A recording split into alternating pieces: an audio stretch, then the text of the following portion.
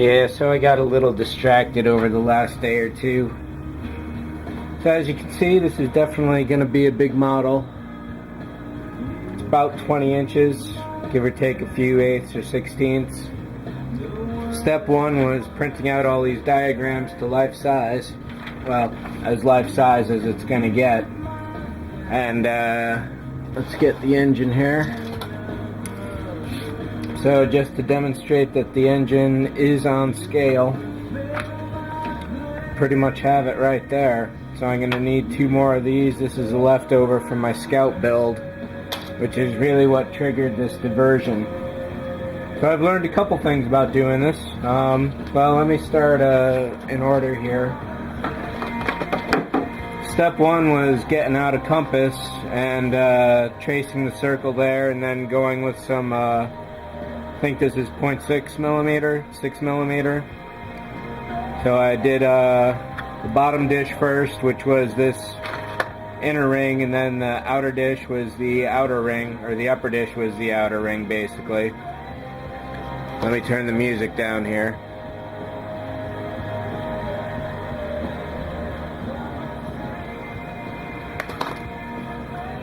So I wasn't going to glue these 2 halves together for a while, but I got anxious, so I started doing that, and basically I used my popsicle stick method. And in this case, the dish is 5 popsicle sticks thick. One of these sheets is 1 popsicle stick thick. So as you may be able to tell in there, I've got 3. So now this is all nice and solid. Basically the layout I used for it was on the cardinal points. And then I did some external ones here. And then I also did another set there on that side. So this thing is pretty solid, and I'm sure it's breakable, but it's not. It's definitely going to take an effort to really smash it up. So as you can see, there's a brass rod in the middle here. This is to keep the disc centered and also to give me the height. So what I did was lay out the brass rod to this size and cut it. So on top of each end will be this little dome. Looking at it overall, I didn't quite get perfect circles, so I'm hoping I'm going to be able to fix that when I go and do the rim. We'll see how much of a bear that is, and if doing it right the first time isn't the proper way to go about this. So one of the initial problems I found with doing all these popsicle sticks in there, first up, was that all of a sudden I didn't have any free space for the neck. Let me move these a little here. Don't want to lose those. Alright, so for the neck, again, all this superstructure here so far is just popsicle sticks. So what I did was to lay some out like that and started building it up. According to the front picture, this is 7 popsicle sticks thick. So it was just a matter of building all that up until I came with this. And then I started using some of the putty to fill in the gaps. This popsicle stick here gives me my crossbar, and then as you may be able to see,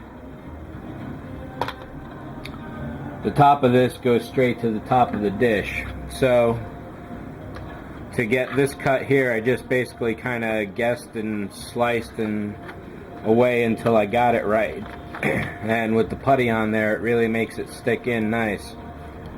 So as you can see, that definitely goes up to the top, and right now it's pretty stable just the way it is. It's a really good tight fit. So I'm going to have to slice this bit of popsicle stick away because of the hanger bay.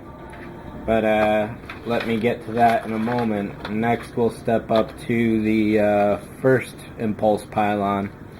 Initially when I had built this, I had gone down to the bottom of the dish and then this line was going to be the bottom of the engine. Well, since the neck and the pylon are exactly in the same space, and I've already occupied the bottom of the dish there, all of a sudden this had to get raised so that the top of this is now the top of the engine, and this crossbar happens to be about the middle of the nacelle itself. The way I'm thinking about connecting these is just pitting them with some brass rod for the moment, because right now there's basically no way to hold that in there nicely. So the bottom of the engine should go to about right there. So that's that much of it. Going over to the other pylons, these are about 5 wide, a little more, so I did some spacing in here, which is why I needed all this filler. And just like the AMT Heavy Cruiser, it's exactly 3 thick. So I've got these now.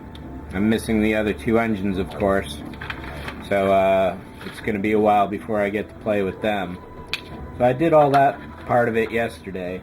Today I was kind of feeling inspired, and I took the secondary hull that I'm not using from my Scout and did a little bit of slicing. First thing I did was to slice the hanger deck off just behind the nacelles, and this is exactly pretty much the same size. Oops, this is a little fidgety part right here right now. So that's pretty much the same size as the hanger deck on the front there, and as you can see, it should fit just about perfectly like that.